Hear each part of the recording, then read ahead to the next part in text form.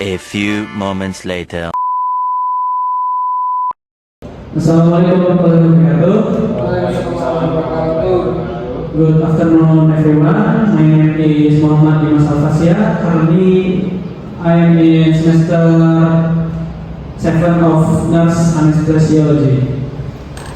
Today I am honored to present a critical educational and clinical topic regarding global public health and perioperative nursing practice. TB awareness, tuberculosis now with Friday. Understanding, prevention, and treatment.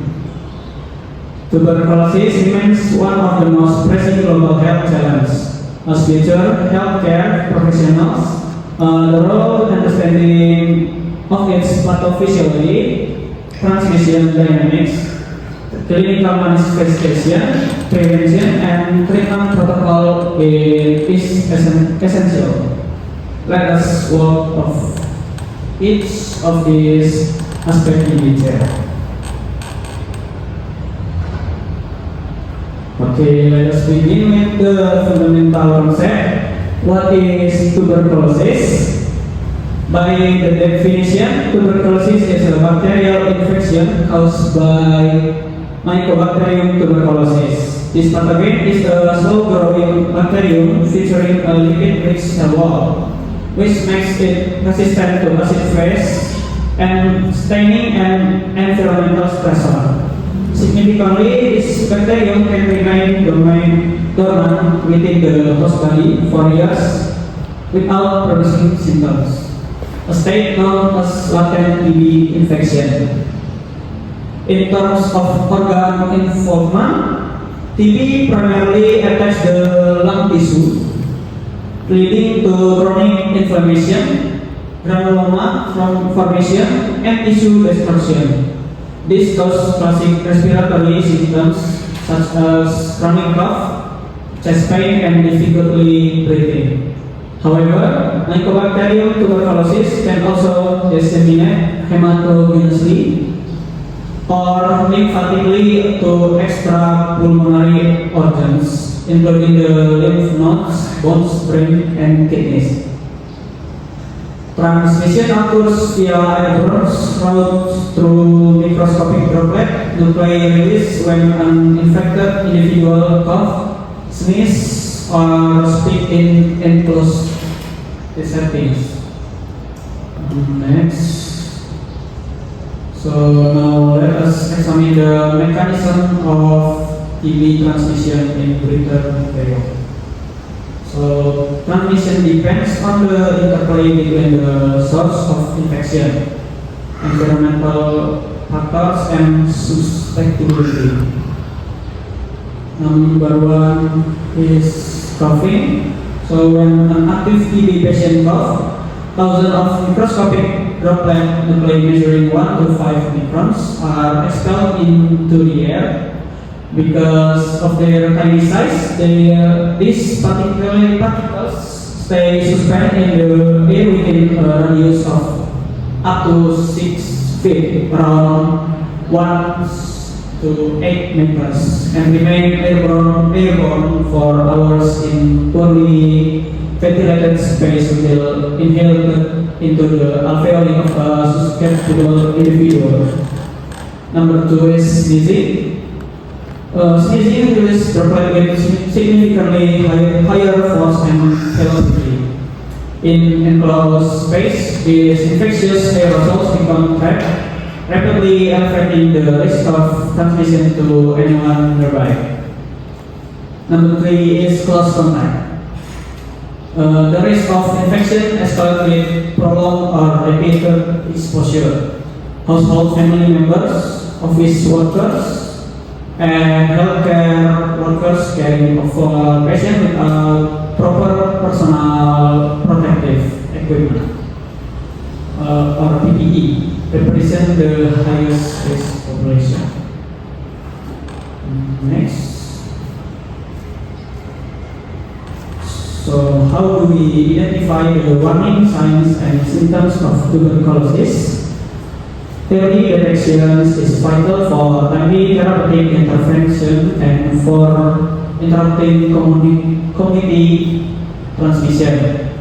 Clinical symptoms are categorized into respiratory and systemic manifestation. So, number one is persistent cough. The hallmark early symptom is a chronic cough lasting for 3 weeks or longer, which progressively worsen and produce mucus or blood. Number two is chest pain and hemoptysis or coughing blood. So patients frequently report short chest pain while breathing or coughing, as the infection damages pulmonary microvascular clotting, sputum or frank hemoptysis occurs. And systemic symptoms. These include low blood fever, unexplained night sweats without physical exertion, severe weight loss, appetite loss, and chronic fatigue. So, epidemiologically, over 10 million people are affected by TB annually worldwide, resulting in 1 to 5 million deaths each year. It remains one of the world's deadliest infectious disease, with 95% of cases occurring in low and middle income and high burden nations. So, given the severe global impact of TB, what preventative and therapeutic measures must be implemented? So, number one is BCG vaccination. Administered during or during early childhood, the Bacillus calmette guerin vaccine is highly effective in preventing several systemic forms of pediatric TB, such as TB meningitis and miliary TB. Number two is good ventilation. Since TB spreads through the air, opening windows and doors regularly to promote natural ventilation and exposure to natural ultraviolet light significantly reduce indoor bacterial concentration. Number three is early detection and treatment compliance. So individuals displaying symptoms must undergo immediate diagnostic evaluation via sputum testing, such as rapid molecular test or TCM and chest X-ray. Confirmed TB cases require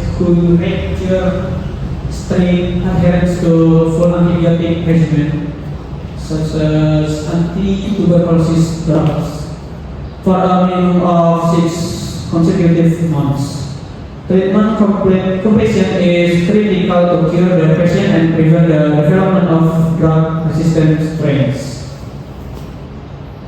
So, in conclusion, tuberculosis is a preventable and curable disease when diagnosed early and treated with complete compliance. As healthcare advocates, we must raise awareness, educate our communities, and remove the social stigma surrounding TB patients.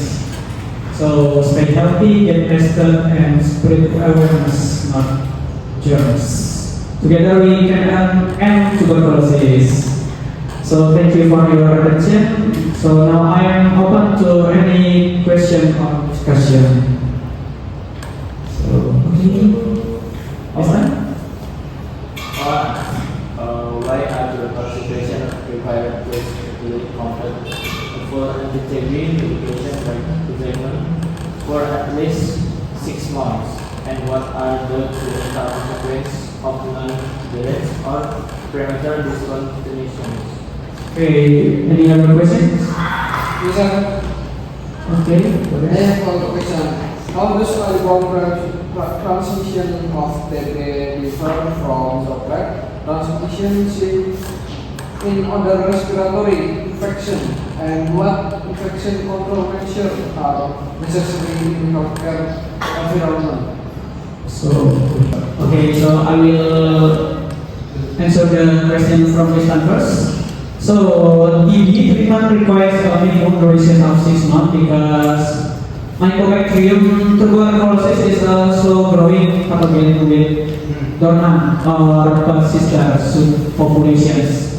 The initial intensive phase, first 2 months, aims to rapidly eliminate actively replicating bacilli, while the continuation phase, subsequent 4 months, eradicates dormant bacilli to prevent relapse.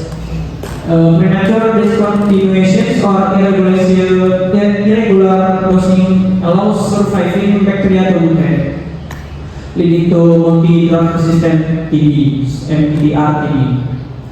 Treating MDR-TB requires second-line regimens lasting 18 to 24 months, which carry higher drug toxicity, greater financial burden, and lower cure rates. So, how about that, Tisan? Okay, next to Bagas. Okay. So my answer is the primary distinction lies in particle size and airborne persistence. Respiratory droplets are larger, more than 5 microns, and settle on the surface within short distance, 1 until 2 meters. In contrast, airborne droplet nuclei produced by TB are microscopic 1 until 5 microns, allowing them to remain suspended in air currents for hours and travel throughout enclosed room. So, essential infection control measures in clinical setting include: so, one is respiratory protection. Healthcare personnel must wear fitted N95 or FFP2 respirators. That is a standard surgical mask. Do not filter microscopic airborne droplet nuclei. And number 2 is environmental controls, utilizing negative pressure isolation rooms with a minimum of 12 air changes per hour.